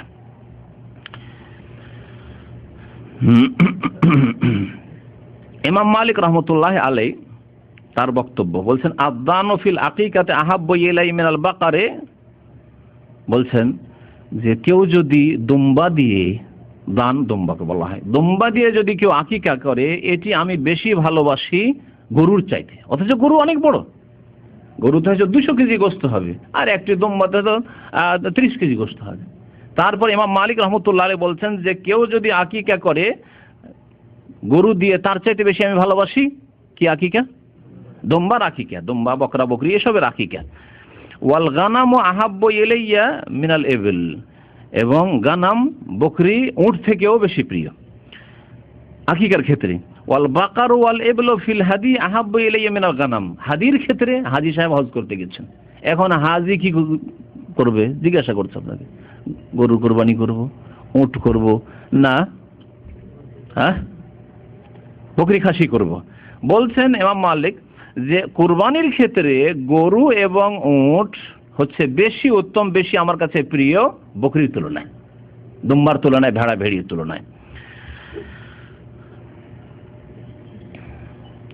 ইমাম ইবনুল মুনজির রাহমাতুল্লাহ আলাইহি বলছেন, ওয়ালা আল্লাহ হুজ্জাতু মান রা আন্নাল আকিকাতা তুজজিউ মিনাল বিল ইবলি ওয়াল বাকার, যারা বলেছেন যে গরু দিয়েও আকিকা হতে পারে আর উট দিয়েও আকিকা হতে পারে, তাদের দলিল এই হাদিসটিকে বলা যেতে পারে। কাউলুন নবী সাল্লাল্লাহু আলাইহি ওয়াসাল্লাম বলেছেন, মাল গোলামি আকিকা, প্রত্যেক বালকের সাথে আকিকা আছে। ফাআহরিকু আনহু দামান, তার পক্ষ থেকে রক্ত প্রবাহিত করো। এখানে কি বলা হয়েছে? দামান বলা হয়েছে, শাতান বলা হয়নি। এই একটু সুযোগ যে এই হাদিসে শুধু দাম বলা হয়েছে, সুতরাং গরু জবাই করলে হয় আর ওট জবাই করলে হয়, কিন্তু পুরো হইতে হবে, গোটা হইতে হবে। ভাগের কথা কোনটাকে আসছে না, সুতরাং ভাগের প্রশ্ন অন্তর থেকে একবারে বের করে দেন। ভাগের মাসলা একেবারে ভিত্তিহীন, সুতরাং ওটাকে একেবারে বের করে দেন। ওয়ালাম ইয়াজকুর দামান দুনা দামিন, শুধু রক্ত প্রবাহিত করার কথা বলা হয়েছে। ফামা যবে হানিল মাউলুদে আলা জাহিরি হাজাল খবর ইউজিও, সুতরাং যে কোনো পশু যদি জবাই করা হয় শিশুর পক্ষ থেকে, ছেলে মেয়ের পক্ষ থেকে, যথেষ্ট হবে। কিন্তু এর উত্তর দেওয়া যেতে পারে। তারপরে ইমাম ইবনুল মুনজির বলছেন এর উত্তর দেওয়া যেতে পারে, আইয়া কোলা কাইল ইন্না হাযা মুজমাল, নবী সাল্লাল্লাহু আলাইহি ওয়াসাল্লাম এখানে বলেছেন আফা আরিকু দামান, রক্ত প্রবাহিত করো, আর এক হাদিসে বলেছেন শাতুন, বকরি বলেছেন। সুতরাং যেটা স্পষ্ট, স্পষ্ট দিয়ে অস্পষ্টকে ব্যাখ্যা করতে হবে। একটি কথা যদি অস্পষ্ট থাকে তাহলে আরেকটি স্পষ্ট যদি বাণী থাকে তা দিয়ে ব্যাখ্যা করতে হবে বলছেন। তাই বলছেন যে ইন্না হাযা মুজমাল, এটি অস্পষ্ট। ওয়া কাউলুন নবী সাল্লাল্লাহু আলাইহি ওয়াসাল্লাম আনিল গোলামে শাতান ওয়া আনিল জারিয়াতে শাতুন, নবী সাল্লাল্লাহু আলাইহি ওয়াসাল্লামের আরেকগুলি হাদিস যে রয়েছে, বেশ কয়েকটি হাদিস, যে ছেলের পক্ষ থেকে 2টি বকরি আর ওয়ানিল জারিয়াতে মেয়ের পক্ষ থেকে 1টি বকরি। মুফাসসিরুন, এটি হচ্ছে বিস্তারিত বা স্পষ্ট। ওয়াল মুফাসসির আওলা মিনাল মুজমাল, অস্পষ্ট থেকে স্পষ্টটি হচ্ছে বেশি শ্রেয়, বেশি উত্তম। সুতরাং স্পষ্টের উপর আমল করতে হবে। এই ছিল আকিকা সম্পর্কে বেশ কিছু আলোচনা। আরও যদি কোনো দিক থাকে তো আপনারা প্রশ্ন করেন, প্রশ্নের মাধ্যমে উত্তর দেওয়া হবে।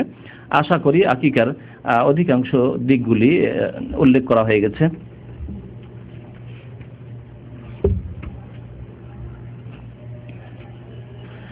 আর একটি বিষয়, শুধু আকিকার ক্ষেত্রে ওইভাবে দেখবেন খোড়া, তারপরে এমন যে রোগা হয়ে আছে এইরকম যাতে না হয়, এইরকমই দেখবেন যেমন কোরবানির ক্ষেত্রে দেখেন আল্লামা সালেহুল ফাওজান হাফেজাহুল্লাহ তাআলা বলছেন ওয়ায়ুজু ফিল আকিকাতে মা ইউজু ফিল উযহিয়াতি, কুরবানিতে যেটা যথেষ্ট হবে সেটা আকিকাতে যথেষ্ট। মিন হাইসু সিন্নে, বয়সের দিক দিয়ে, অসিফাতে এবং বিবরণের দিক দিয়ে, গুণাবলীর দিক দিয়ে। তাহলে বয়সের দিক দিয়ে কুরবানির ক্ষেত্রে বলা হয়েছে 1 বছরের, সুতরাং 1 বছর। যদিও অনেক ওলামারা দাঁতের শর্ত লাগিয়েছেন, কিন্তু বেশ কিছু ওলামারা বলেছেন 1 বছর যদি আপনার বাড়িতে থাকে তাহলে তো বুঝতে পারছেন যে 1 বছর, কিন্তু কেনা হইলে বোঝা মুশকিল যতক্ষণ দাঁত না হয়েছে। এই জন্য দাঁতের শর্ত লাগিয়েছেন। অধিকাংশ লোক কিনে হয়তো জবাই করছেন 1 বছর, হয়তো বিক্রি করার জন্য সে বলতে পারে যে 1 বছর হয়ে গেল, আসলে কিন্তু ছাগল বা খাসি 1 বছরের হয়নি। নিজের বাড়িতে পোষা হলে 1 বছরে দেওয়া যেতে পারে। ফাই আখতারু সালিমাতা মিনাল আইবি ওয়াল আমরাজ, সুতরাং রোগ মুক্ত হইতে হবে সেই পশু, যেমন কুরবানিতে রোগ মুক্ত হইতে হবে এবং দোষ ত্রুটি, ল্যাংড়া খোড়া, কানা, অন্ধ যেন না হয়, কান কাটা পুরো একবারে এইরকম না হয়। ঠিক তেমনই আকিকার ক্ষেত্রে রোগ দেখে নিতে ওয়াল কামিলাতু ফি খিলকাতিহাল মুনাসিবা ফি সিন্নিহা ওয়া সামানিহা, আর যাতে হিষ্টপুষ্ট থাকে, একবারে দুর্বল, হাড় হাড্ডি সব দেখা যাচ্ছে, চামড়া লেগে আছে হাড্ডির সাথে, এরকম দুর্বল না হয়, যেমন নবী করিম সাল্লাল্লাহু আলাইহি ওয়াসাল্লামের হাদিসে কুরবানি সম্পর্কে বলা হয়েছে। এগুলি দিকে খেয়াল রাখবে আকিকার ক্ষেত্রেও। উল্লেখ করেছি না, উনি ছিলেন না, করেছি। একমত বললাম যে শরীয়তের বিভিন্ন মাসলা মাসাইলের ক্ষেত্রে আল্লাহ পাক রব্বুল আলামিন মেয়েদের দ্বিগুণ করেছেন ছেলেদেরকে। ধন সম্পদ ভাগ বন্টনের ক্ষেত্রে বললাম, ওই রকমই সাক্ষীর ক্ষেত্রে, ওই রকমই আকিকার ক্ষেত্রে আল্লাহ পাক রব্বুল আলামিন অর্ধেক করেছেন। একটি হিকমত। আর একটি হিকমত উল্লেখ করেছেন লেখক যে স্বাভাবিক ছেলে হইলে মানুষের যে প্রকৃতি তাতে স্বাভাবিক বেশি খুশি হয়। যখন আপনি বেশি খুশি হয়েছেন তাহলে বেশি শুকরানা পেশ করেন। জি, বেশি খুশি হয়েছেন, আপনি মনে করেছেন আপনার নিয়ামত আরো বেশি পূর্ণ হয়েছে। মেয়ে হলো আল্লাহর নিয়ামত, কিন্তু ছেলে হয়েছে আরো আল্লাহর বড় নিয়ামত, সুতরাং বড় নিয়ামতের জন্য আর একটু বড় কুরবানি করেন, 2টি করে জবাই করেন। এই কথাও উল্লেখ করেছেন আল্লামা সালেহুল ফাওজান রাহমাতুল্লাহ হাফেজাহুল্লাহ তাআলা। প্রথমে এক ভাই দোয়া চেয়েছেন, ওনার এক ভাই মারা গিয়েছেন, তার একটা ছেলে আছে।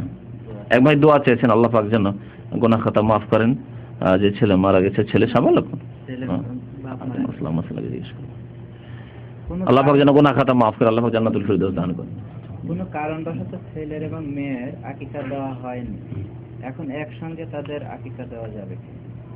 একসঙ্গে আবার ফিরে আসছেন এতে নাকি গরুর ভাগায়, নাকি গরুর ভাগা ভুলে যান, অন্ধ তকলিদ, অন্ধত্ব, অন্ধ অনুকরণ ভুলে যান। গরুর ভাগা ইসলামের নেই, শরীয়তে নেই, সোজা কথা। গোটা গোটা গরু যদি দেন তো ঠিক আছে। শুনলেন, আলোচনা হয়ে গেছে। এই বিষয়টি যদি মনে করেন যে আমি না গোটা গোটাই দেব, বা আমি ছাগলই দেব, 2টো ছাগল দেবো ছেলের পক্ষ থেকে একসাথে, এখন 4-5টা দিন একসাথে দেবো, মানে 5টা-10টা ছাগল দেব যদি মনে করেন, তো এটাও উত্তর বলা হয়ে গেছে, আলোচনা হয়নি। যে বেশ কিছু ওলামারা বলেছেন যে সময় শেষ হয়ে, সুতরাং আর দেওয়ার প্রয়োজন নেই। আর কিছু ওলামারা বলেছেন যে দেওয়া যেতে পারে, দিয়ে দেন, আল্লাহ কবুল করবেন, কারণ আপনার মাসলা মাসাইল জানা ছিল না, যার কারণে আপনি বিলম্ব করেছেন। আগামীতে আর এরকম বিলম্ব করবেন না। 7 জন একসাথে মিলে যখন কুরবানি দেয়, একজনের টাকা যদি হারাম উপার্জন হয় তাহলে 6 জনের কুরবানি, 7 জনের যদি কুরবানি দেয়, ভাই প্রশ্ন করেছেন, একজনের টাকা হারাম, তাতে কোনো অসুবিধা হবে নাকি? তার টাকা হারাম না হারাম সে আল্লাহর কাছে জবাব দেবে। হ্যাঁ, আপনার কুরবানি ইনশাআল্লাহ তাআলা হয়ে যাবে। তবে যদি সে আপনাকে বলে যে না আমি হারাম পয়সা দিয়ে কুরবানি দিচ্ছি, তাহলে না নেবেন না, তবে তোমাকে শরীক করবো না। কিন্তু আসল হচ্ছে যে মুসলিম হালাল খাচ্ছে, সে হারাম পয়সা এনে দিল না হালাল পয়সা এনে দিল, আপনার দেখার প্রয়োজন নেই। তার জমি জায়গা আছে, সেখান থেকে যা আছে তা হালাল, তার অনেক সোর্স আছে যেগুলি ইনকাম সোর্স, সেগুলি হালাল, কিছু হারাম আছে। সুতরাং যে ব্যক্তি হারামও খাচ্ছে হালাল খাচ্ছে তাকে অংশ নেওয়া যাবে। প্রশ্ন আর একটি থেকে যায়, যেটা হয়তো করেননি, বেনামাজিকে অংশ সাথে নেওয়া। আর এই জন্য ভাগের কোরবানি আমাকে আলহাসা থেকে একটু আগেও এক ভাই টেলিফোন করেছে, আর 1 সপ্তাহ আগে টেলিফোন করেছে, আমাদের খুব দিনী ভাই টেলিফোন করেছে যে আমরা এখানে কয়েক ভাই আমরা গরুতে অংশ নিচ্ছি, তো আপনি কি অংশটা নেবেন? যদি নেন তো আপনার গোস্ত দাম্মাম পৌঁছিয়ে দেবো, একেবারে আমি নিজে পৌঁছে দেবো। কিন্তু আমি এই ভাগ আমি কোনোদিন নিতে চাই না। দেশেও এই গরুর ভাগা কারোর সাথে, কারণ 7 জনে একজন বেনামাজি না হইলেও আধা নামাজি, সে বেনামাজি, ফজর পড়ে না হয়তো। বেনামাজির বিধান এর আগে স্পষ্ট করে দেওয়া হয়েছে 2টি বক্তব্যে। বেনামাজি যেখানে ইসলামের মধ্যে নয়, তাহলে তার আর কুরবানি কোথায় আছে? আর তাকে কি করে কুরবানিতে অংশ নেওয়া যাবে, শরীক করা যাবে? এখানেও ভাগা চলছে। আমাদের এক হাফেজ ভাই গত রবিবার আলোচনা থেকে ফিরছিলাম, বলছিলেন যে বেশ কিছু ভাইরা গরুর কোরবানি দিচ্ছে, শোনাচ্ছিলেন এই জন্য যে হয়তো আমি নেব, কিন্তু না, আমি শুরু থেকেই আমি খাসি কোরবানি দিই, আমি স্বাধীনভাবে আমার আল্লাহ পাক যে পয়সায় তা দিয়ে কোরবানি দিই, কারোর সাথে কোরবানি নেব। আর সে আধা নামাজি, আজকাল যাদেরকে নামাজি বলছেন ফজর পড়ে না, সূর্য ওঠা সকাল 7টার সময় নামাজ পড়ে, রাত 12টা পর্যন্ত জাগবে, 1টা পর্যন্ত জাগবে, আর সকাল সূর্য ওঠার পরে নামাজ পড়বে। আল্লাহ পাক এরকম নামাজই কবুল করবেন না, তাহলে ওর সাথে কি করে কোরবানি হতে পারে? চিন্তার বিষয় রয়েছে। বাকি হারাম পয়সা দিয়ে করলো না হালাল পয়সা দিয়ে, সেটা জিজ্ঞাসা করার দরকার নেই। যতক্ষণ জানছেন যে সে মুসলমান, আশা করি সে হালাল পয়সা দিয়ে, কারণ হারাম পয়সা দিয়ে কোরবানি করলে তার তো কবুল হবে না। এমন লস কেনই করবে যে হারাম পয়সা দিয়ে সে কোরবানি করবে গোস্ত খাওয়ার জন্য? তাহলে এমনি ওই গোস্ত জবাই করে খাওয়া উচিত তার।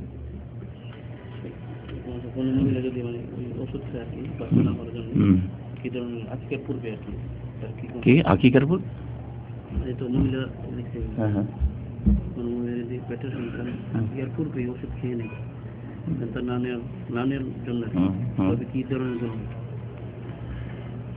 কোন মহিলা যদি ওষুধ খেয়ে সন্তান যদি না নেই কিছুদিনের জন্য গ্যাপ করার জন্য, বিশেষ করে 2 বছর 3 বছর এইরকম, 2 বছর 3 বছর 4 বছর, 2 বছর তো এমনি তো ছেলের শিশুর হক দুধ পান করা, স্তন্য দান করা জরুরি তার জন্য, মায়ের জন্য।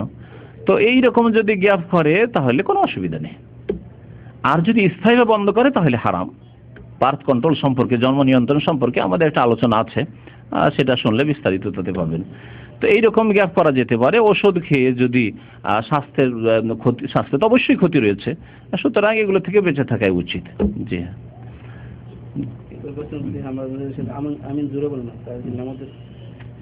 আমিন জোরে বলার আস্তে বলার মশলা নতুন ভাই জিজ্ঞেস করেছেন না, আমিন জোরে বলা সুন্নাত। সুতরাং এই সুন্নত মোতাবেক আমল করার চেষ্টা করবেন। সুন্নতগুলিকে যত ভালোভাবে আপনি পালন করবেন নামাজের মধ্যে, তত বেশি নেকি হবে। আর যতগুলি সুন্নতকে মাইনাস করবেন, কমিয়ে দেবেন, তত নেকি কমাবে। নামাজ কবুল হইলেও রফে দানের সুন্নতের নেকি কমলো, আমিন জোরে বলা সুন্নতের নেকি কমলো। এইভাবে আরো যেসব সুন্নত রয়েছে সেই সব সুন্নতের নেকি কমলো। আর রুকু সিজদাতে 5 বার 7 বার 9 বার তাসবিহ, তারপরে তসবিহ, একাধিক তসবিহ রয়েছে, শুধু সুবহান রাব্বিয়াল আলা, সুবহান রাব্বিয়াল আযীম ছাড়া আর কিছু জানেনই না, আরো তসবিহগুলি রয়েছে, সেগুলো কমলো। এইরকম বহু ধীর স্থিরতা অবশ্য জরুরি, আর অনেক ক্ষেত্রে আর একটু লম্বা করে করা ভালো। তো সুতরাং যত নামাজকে সুন্দর করে পড়বেন এবং সুন্নত মোতাবেক পড়বেন, নেকি ফুল হবে। আর যদি সুন্নতে ঘাটতি করে তাহলে নেকিতেও ঘাটতি হবে।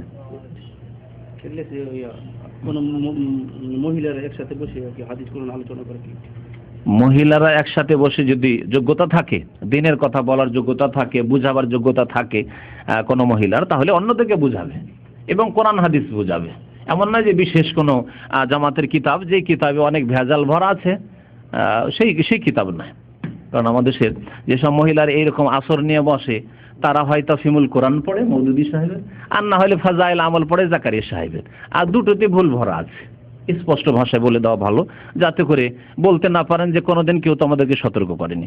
তাফহিমুল কোরআন পড়ে এক শ্রেণীর এখানে মহিলা সংগঠন করে অনেকে, মৌদুদী সাহেব আর তাবলীগ জামাতের মহিলারা ওই ফাজাইল আমল জাকারিয়া সাহেব, যাতে বিদাত, এমনকি শিরকি কথাবার্তা, এমনকি উদ্ভট কিচ্ছা কাহিনী সবকিছু ভরা আছে, জাল হাদিস ভরা আছে। সুতরাং এইগুলি কিতাব বাদ দিয়ে আপনি পড়ুন কোরআনে কারিম, তাফসীর ইবনে কাসির আছে, বাংলাদেশে তাফসীর ইবনে কাসির ঢাকায় পাওয়া যাচ্ছে, অথবা রিয়াজুস সালিহিন আছে হাদিসের কিতাব, বুখারী, মুসলিম, আবু দাউদ, তিরমিজি, মিশকাত, এই ধরনের কোরআন বা হাদিসের যেগুলো কিতাব রয়েছে, সেই সহি কিতাব যদি পড়ে অসুবিধা। রাহিকুল মাকতুম নবীর জীবনের উপরে এখানে পাওয়া যাচ্ছে, রাহিকুল মাকতুম নবীর জীবনীর পড়ে শোনাচ্ছে, কোনো অসুবিধা নেই। আর যদি তাফসীর করে, আয়াত একটা নিচে আর তাফসীর করছে, তাহলে যোগ্যতা লাগবে, এলমে যোগ্যতা নেই আর তাফসীর করতে শুরু করেছে। আজকাল এইরকম তাফসীর শুরু হয়েছে।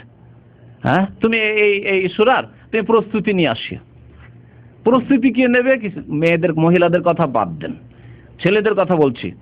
এক ভাই একদিন আসছে এখানে, আসার পরে বলছে যে আপনার সূরায়ে তফসির লাগবে, সূরা আসরের তফসির নেব। খোঁজ করার জন্য এসছে, লাইব্রেরিতে পাচ্ছি না। কেন, কি করবেন? সূরা আসর, শুধু সূরা আসর কেন তাফসীর?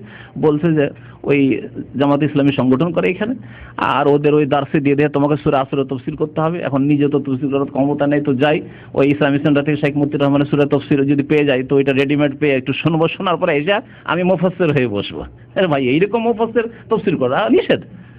যে ব্যক্তি আরবি গ্রামার বুঝে না, কাওয়ায়েদ সারফ নাহু বুঝে না, যে ব্যক্তি আরবি ভাষার বালাগাত অলংকার বুঝে না, এইসব সাবজেক্ট বুঝে না, যে ব্যক্তি এই আয়াতগুলির তাফসীর হাদিস আছে হাদিস বুঝে না, আরবির অর্থ বুঝে না, সে আবার তাফসীর করার যোগ্যতা কোথায় রাখে যে বসে তাফসীর করবে আর সকলে শুনছে?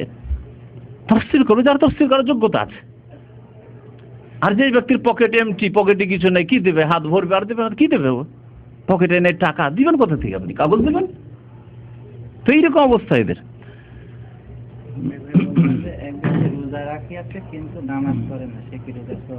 রোজা রেখেছে, নামাজ পড়েন না, নামাজ বিহীন অন্য কোনো ইবাদতবন্দি কবুল হবে না, শুনে রাখেন। আর এর আগে বলা হয়েছে নামাজ যার নেই, তাওহীদ যার নেই, তার কোনো ইবাদতই কবুল, নামাজও কবুল হবে না। অর্থাৎ মাজারপন্থী, মাজারে চাদর চড়ায় আর সিজদা করে, আটরসি যায়, মাইজ ভান্ডারি যায়, ওই আজমেরে যায়, বা এসবে বিশ্বাসী, খাসি মোরগ জবাই করে, অথবা ওই পীরের নামে মনে করে যে ওখানে গেলে পাওয়া যাবে, ছেলে পাওয়া যাবে, মেয়ে পাওয়া যাবে ইত্যাদি, অথবা রোগ ভালো হবে। তাহলে এদের ফরজ নফল কিছুই কবুল হবে না, কারণ এর মুশরিক। যে ব্যক্তি মুমিন শিরক বিদআত করেন, এইরকম শিরক করেন না, কবর মাজার পূজার শিরক নেই, তাওহীদবাদী মুসলিম, তাকে নামাজি হইতে হবে। যদি নামাজ পড়ে তাহলে অন্য ইবাদত বন্দেগী কবুল হবে। যে ব্যক্তি নামাজ পড়ে না, তার অন্য ইবাদত বন্দেগী কবুল হবে না, এটাই হচ্ছে ঠিক। কারণ নামাজ হচ্ছে মুসলিম এবং কাফেরের মাঝে পার্থক্যকারী। বাইনাল আবদি ও বাইনাল কুফরে তারকুস সালাম, মুমিন এবং কাফের মাঝে পার্থক্যকারী হচ্ছে নামাজ। সুতরাং নামাজ যদি ঠিক না থাকে তাহলে অন্য ইবাদত বন্দেগী কবুল হবে না। আল্লাহ যেন বুঝার তৌফিক দান করেন, হিদায়াত যেন করেন আল্লাহ রাব্বুল আলামিন। রোজা রাখতে কত কষ্ট হয়, আমাকে কষ্ট লাগে রোজা রাখতে, যে আল্লাহ দিনটা ঠান্ডা হইতো, গরমের দিন হইলে তো মুশকিল লেগে যায়, কিন্তু নামাজ পড়তে কোনোদিন মুশকিল লাগে না। নামাজ পড়ছেন না, রোজা রাখছেন, কেমন মুসলমান আপনি? হিন্দুদের উপবাস, হিন্দুদের উপবাস, যেটাতে কষ্ট সেটাই করছেন, আর যাতে কষ্ট নাই তাই করতে পারছেন না আপনি। তার মানে আপনি আল্লাহ ভীরু নন, পরকালের জন্য করছেন না, আপনি দেখা দেখি করছেন। আপনি কোন মহিলা যদি পেটে সন্তান আসার পূর্বে ওষুধ খেলে, এগুলো হয়ে গেছে, হয়ে গেছে। কোথায় গেছিলেন? রাবিয়া বসরি আর হাসান বসরি রহমাতুল্লাহ আলাইহি সম্পর্কে আমাদের দেশের আলেম হাসান বসরি রহমাতুল্লাহ আলাইহি প্রখ্যাত তাবেঈ ছিলেন।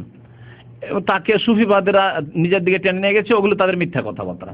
বাকি রাবিয়া বসরি, সেও বাসরার মহিলা ছিল, কিন্তু বিদাতি মহিলা ছিল এবং সে পথভ্রষ্ট মহিলা ছিল। তার সম্পর্কে চরমনাইয়ের যে বক্তব্য আমার আছে তাতে শুনলে বুঝতে পারবেন। সে একদিন এক হাতে আগুন আর এক হাতে পানি নিয়ে বেরিয়েছে, আর রাস্তায় মাতলামি করছে। তখন কিছু লোকেরা জিজ্ঞাসা করলো যে আপনি যান কোথায়? বলছে আজকে আমি এই আগুন আর পানি নিয়ে বেরিয়েছি, এই যারা জাহান্নামের ভয়ে আল্লাহর ইবাদত করছে তাদেরকে নিরাশ করার জন্য বেরিয়েছি, আর যারা জান্নাতের আশায় আল্লাহ পাকের ইবাদত বন্দেগী করছে তাদেরকে নিরাশ করার জন্য। কি করবে?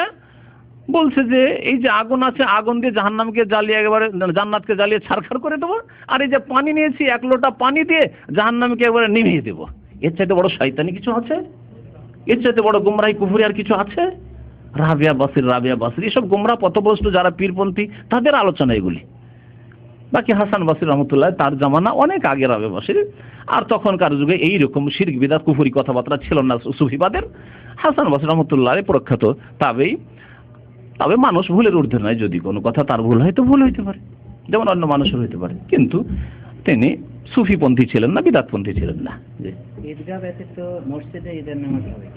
ঈদগাহ ব্যতীত মসজিদে নামাজ হবে, কিন্তু ঈদের নামাজ ঈদগাহে মাঠে গিয়ে পড়া উত্তম। যারা যেতে পারবেন তারা যাবেন। এইখানে মাঠ আছে, যেমন দাম্মামে, মাঠে গিয়ে ঈদ পড়েন তো সবচেয়ে ভালো। আর যদি না যেতে পারেন, গাড়ি নেই অথবা এখান থেকে যাওয়া কষ্টকর, এখানকার শুধু মাসলা নয়, অন্য জায়গায় শহর বাড়ির কাছে ছেড়ে যদি দূরে যায় তাহলে নিরাপত্তার বিষয় রয়েছে, নিজের নয় হয়তো পরিবারের নিরাপত্তার বিষয় রয়েছে, তাহলে যত ওরা বাড়ির কাছাকাছি থাকা যায় কোনো অসুবিধা নেই। একবার বলছেন যে আমি একটি বইতে পড়েছি তিরমিজিতে যে তোমরা সংখ্যাগরিষ্ঠদের অনুসরণ করো, এটা কি সহিহ হাদিস? একবার বলছেন যে সংখ্যা গরিষ্ঠদের তোমরা অনুসরণ করো। সংখ্যা গরিষ্ঠ বলা হয়নি, সাওয়াদ আল আজম বলা হয়েছে। হ্যাঁ, সাওয়াদ আল আজম, মহান দল।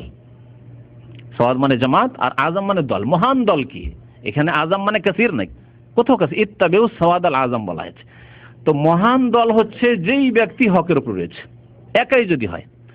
এবং এই ক্ষেত্রে সালাফগণের ব্যাখ্যা হচ্ছে যে তুমি যদি একা থাকো তবেও তুমি সাওয়াদুল আজম, কারণ তুমি হকের উপর আছো, সত্যের উপর আপনি একাই আছেন, সুতরাং আপনি হচ্ছেন সাওয়াদুল আজম, মহান দল। আর যারা বাতিলপন্থী লক্ষ লক্ষ যদি থাকে তবুও তারা মহান দল না, নিকৃষ্ট দল, এই কথা বলা হয়েছে। কোথাও কাফিরের ইত্তেবা করো কোনোদিন আল্লাহ পাক বলেননি, বরং বলেছেন যে ওয়াইন তোতে আকসারা মান ফিল আরদ ইউদিল্লুকা আন সাবিলিল্লাহ। তাহলে হাদিস আর কোরআনে দ্বন্দ্ব আছে নাকি? আল্লাহ বলছেন পৃথিবীতে যারা আছে তাদের অধিকাংশের, মানে মেজরিটির, সংখ্যাগরিষ্ঠতার যদি অনুসরণ করো, আনুগত্য করো, ওয়াইন তোতে আকসারা মান ফিল আরদ, আকসারা বলা হয়েছে, হ্যাঁ, মেজরিটির, অধিকাংশদের যদি আনুগত্য করো, ইউদিল্লুকা আন সাবিলিল্লাহ, তার আল্লাহর রাস্তা থেকে তোমাদেরকে পথভ্রষ্ট করে দূরে নিয়ে যাবে।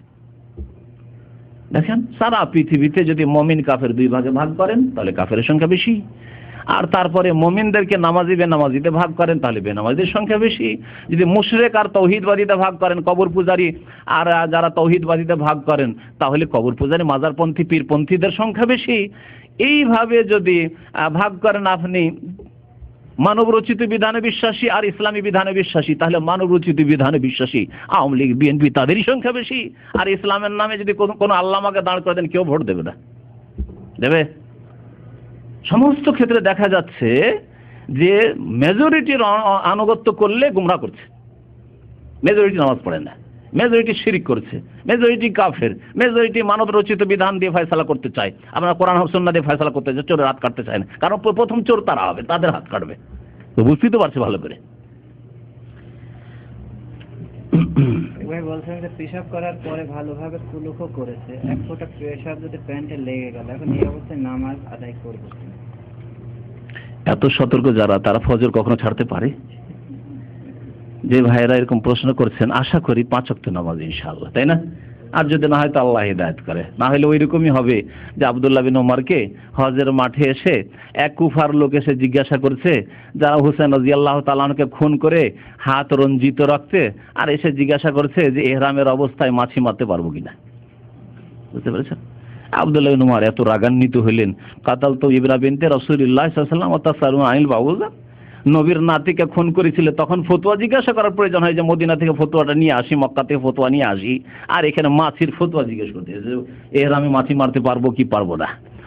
তো এক ফোঁটা উযু কি বলছে, আপনি ভালো করে ইস্তেঞ্জা করে ফেললেন, ধুয়ে ফেললেন, উঠে গেলেন, তারপরে বেরিয়ে গেল। এত সজাগ আপনি, তাহলে ফজরে কত সজাগ হওয়া উচিত আপনার? হ্যাঁ, নামাজের হেফাজত কত সজাগ হওয়া উচিত, হালাল হারামের বাছাইয়ের ক্ষেত্রে কত সজাগ হওয়া উচিত, সচেতন হওয়া উচিত। কোথায় আছেন তাহলে? প্রথম কথা অসওয়াসাইটি, অসওয়াসা দিছে, সুরসুরি দেয় শয়তানে যে হয়তো কিছু বেরোচ্ছে, হয়তো কিছু বেরোচ্ছে, আসলে কিছু বেরোয়নি। আমাকে ভালো করে চেক করতে গেলে লজ্জা স্থানে হাত যাবে, তখন উযুটা নষ্ট হলো, দেখা গেল যে কিছু হয়নি। এই অসওয়াসা একটা। যদি অসওয়াসা না হয়, ইয়াকিন হয়ে যায় যে হ্যাঁ আসলে বেরিয়েছে, তাহলে ওই জায়গায় এক ফোঁটা যেখানে লেগেছে সেই জায়গায় ওর চাইতে একটু বেশি পানি দিয়ে ধুয়ে নেন, ব্যাস যথেষ্ট। আর যদি এর চাইতে ভালো চান তাহলে কাপড় বদলে নেন, পারেন তো করেন, অসুবিধা নেই। কিন্তু এক ফোঁটা লেগেছে, যদি 5 ফোঁটা ওখানে পানি দিয়ে দেন, যথেষ্ট হয়ে গেল। ওই জায়গাতে শুধু এক ফোঁটাকে 5 ফোঁটা পানিতে দূর করবে না। নবী করিম সাল্লাল্লাহু আলাইহি ওয়াসাল্লামের মসজিদে এক বেদুইন এসে পেশাব করে দিয়েছিল, করেছিল না করেনি? দাঁড়িয়ে আর মসজিদ নববীতে পেশাব। নবী সাল্লাল্লাহু কি বললেন? মাটি খুঁড়ে এখান থেকে নিয়ে যাও যতদূর পর্যন্ত পেশাব পৌঁছেছে, না বলবেন 1 বালতি পানি নিয়ে এসো, আর নিয়ে আসার পরে ওর উপর ঢেলে দাও। তাহলে পেশাব ছিল হয়তো 200 গ্রাম বা 100 গ্রাম, আর তার উপরে 5 লিটার 10 লিটার পানি ঢেলে দেওয়া হলে পাক হয়ে গেল জায়গা। সেই রকমই আপনার যদি 1 ফোঁটা লেগেও থাকে, তো ওইখানে 5 ফোঁটা পানি দিয়ে একটু ধুয়ে হয়ে গেল প্যান্ট। আমার কন্যা সন্তানকে আমার বাবা মা মাহি ও মাহিদা বলেছে, এই নাম কি সঠিক বা এই নামের অর্থ? নাম রাখবেন আপনার, আর অর্থ আমাকে খুঁজতে হবে, এই তো মুসিবত। হ্যাঁ, নাম ভালো রাখেন। মাহি আর মাহিদা এসব নাম সাহাবিয়াতের মধ্যে পাওয়া যায় না, সুতরাং আপনার নামের জন্য এত কষ্ট করে কোথায় ডিকশনারি খুঁজে পড়া যাবে? তো তার নাম যখন রাখবেন তখন জিজ্ঞাসা করে যাবেন যে কি নাম রাখবো, অথবা 5টা নাম নিয়ে এসে, আমি বলি যে 5টা নাম নিয়ে এসে পেশ করেন আমার সামনে, যেটা ওর মধ্যে ভালো হবে বলবে এইটা রাখেন, এগুলি রাখেন। আপনারও এখতিয়ার চয়েস থাকলো, 5টা বা 10টা নিয়ে আসেন, ওর মধ্যে থেকে আমি চয়েস করে দেবো। আরে ভাই, মাহি, ওই দুরুদে মাহি আছে বিদাতিদের, মাছ মারা, মাহি মানে মাছ। হ্যাঁ হ্যাঁ, তো মাছের দুরুদ আছে ওদের একটা।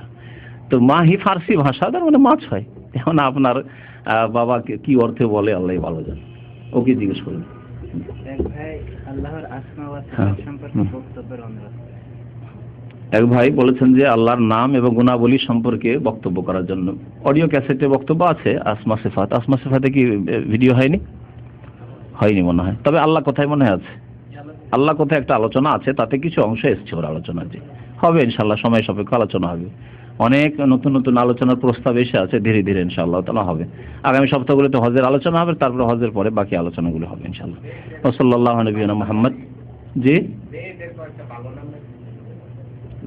নাম তো এখানে জিজ্ঞেস করবেন, ওখানে আসুন, অফিসে লিখে নিয়ে আসুন।